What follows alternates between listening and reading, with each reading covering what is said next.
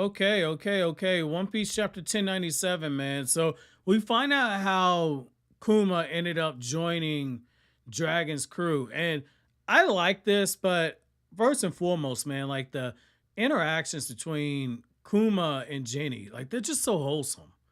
Like they're just so wholesome. Like I man, I know where this is going. And like this is why this is so hard to read. This is why it's so hard to read, man. Cause like you know where this is going, but like this is the beauty of dramatic irony, where like we as the audience know something that the characters in universe don't know as of the time that we're reading stuff. Like that's one of the benefits of a flashback, or again, the benefits of just using dramatic irony is you get to play with readers' emotions like this. And I like it. I like it. It hurts. I love the hurt. This is a tragedy. And there's a reason why Oda and so many other writers will dabble what you see with tragedies or just write outright tragic stories altogether. Because on a primal level, humans, we like violence, but also we like to watch the pain and suffering of others. Even if it's in an entertainment perspective, it just makes us feel better. But to a certain level, that's something that we long for. We want to see the people we love do well. But it's like when you drive by and you see a wreck on the side of the interstate, most people look. And it says a lot about humanity. And I like the Oda's able to pull this feeling out. So I like how we jump ahead 8 years after the incident in God Valley. So it's like 30 years ago in the timeline. And you see that Kuma has been using his pawpaw fruit to take away the pain of all the elderly people and etc. And you see Jenny getting super pissed off and talking crazy. And at first I'm like, man, Jenny turned into a freaking bombshell, man. Like she looks amazing. Amazing body. Like hair, everything. Like she looks bad, right? And we get the news about like the new king and everything, and about how they got to pay the tribute, and that if they don't pay the tribute, they're gonna get thrown in jail. People get starved to death inside the cell. He won't feed the prisoners. And basically, you know, like, okay, this is the celestial dragons at this.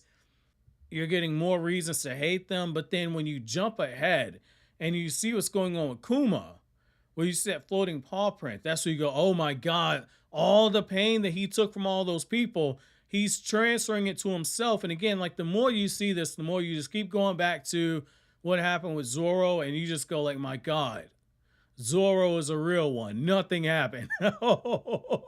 Like the more I get into this backstory with Kuma, the more I just keep going back to what happened with Zoro when he did that. And I go like, my God, Zoro is an absolute G.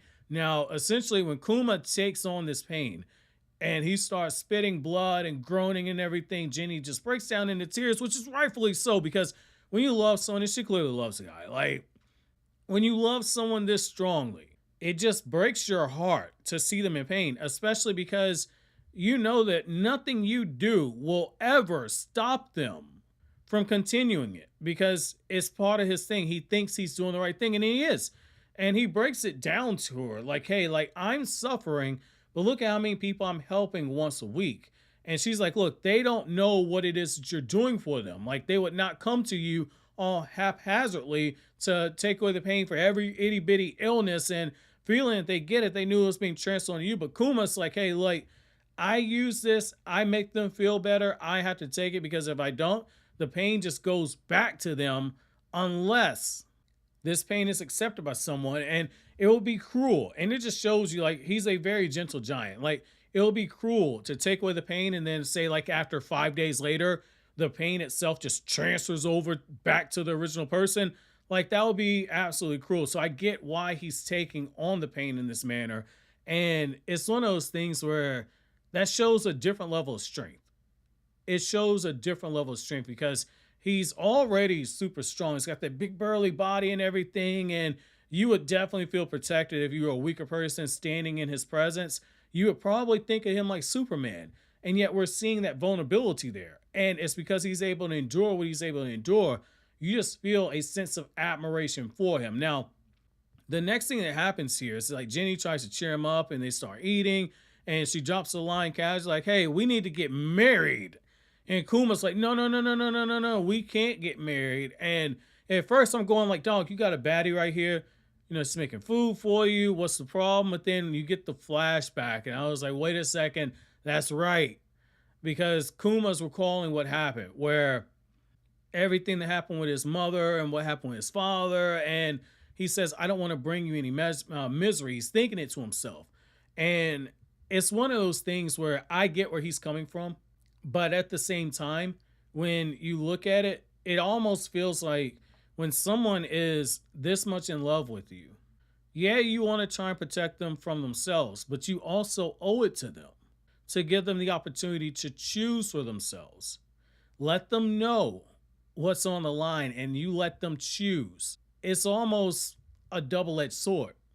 It's almost a double edged sword. Like for me, I get the reason I want to keep it from her, but at the same time, I wouldn't deny somebody that cares for me that strongly the opportunity to make that choice. The only thing that I can do is after they make said choice, if they choose to be with you, you got to make sure that they don't regret it. But you owe it to them the opportunity to make said choice. And so that's where we jump ahead and we see Kuma and he's reading the paper and he's like, man, Dragon's probably the super cool guy. I'd love to meet him one day. And it's like, okay, it's coming, it's coming, it's coming. They're about to meet Dragon. You can tell Oda's laying the seeds on thick, and you can see more of the seeds for Ginny and Kuma being planted because she throws what looks like a bucket of fish at Kuma's head because basically the guy's like, oh, it's the lovely Ginny, and like they're doing the Sanji thing. They got the hearts in the eyes. They're simping, and they're trying to get her affection. Ginny calls Kuma a dummy because he doesn't see, like, hey, like, I don't care that all these other guys are chasing after me. You're the one I actually want. Kuma doesn't hear it. We jump ahead to another 8 years in the timeline where essentially it's 22 years before the current day, and Kuma finds out that everyone's south of the border now. So the elderly village, Kuma's church is all considered to be the lawless area now. It's no longer part of the Sorbet Kingdom.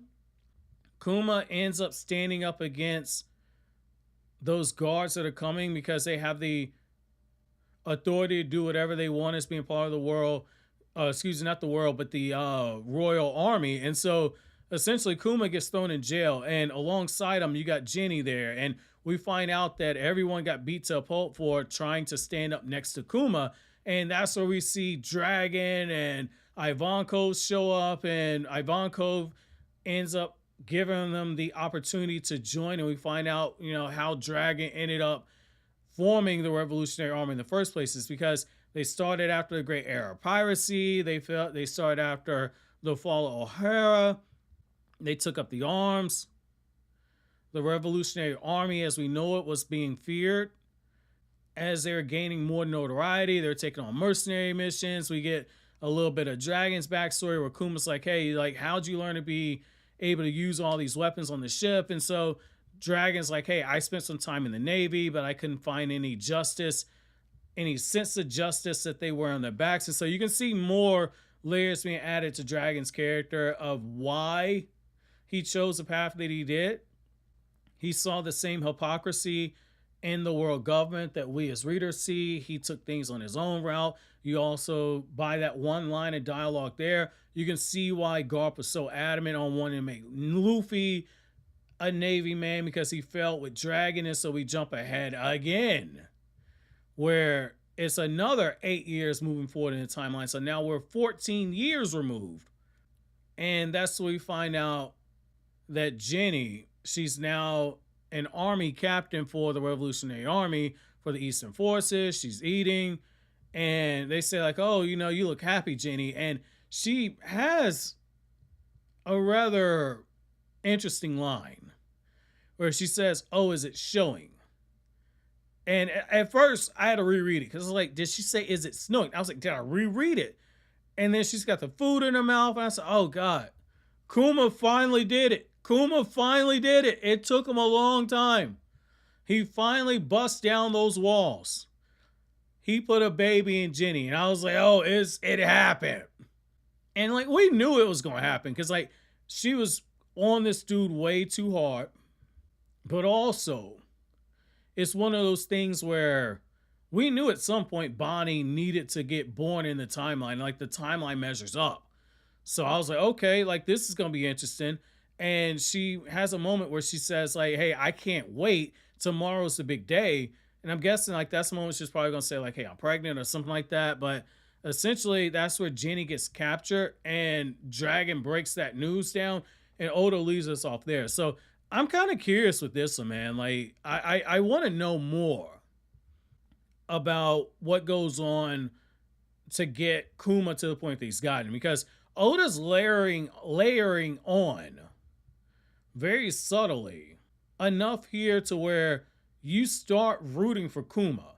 And when something like this happens, either they get redeemed, or in Kuma's case, it's like he breaks completely free of the mind control and rejoins, and him and Bonnie ride off into the sunset, or oftentimes, when you get development like this, your ass is dead.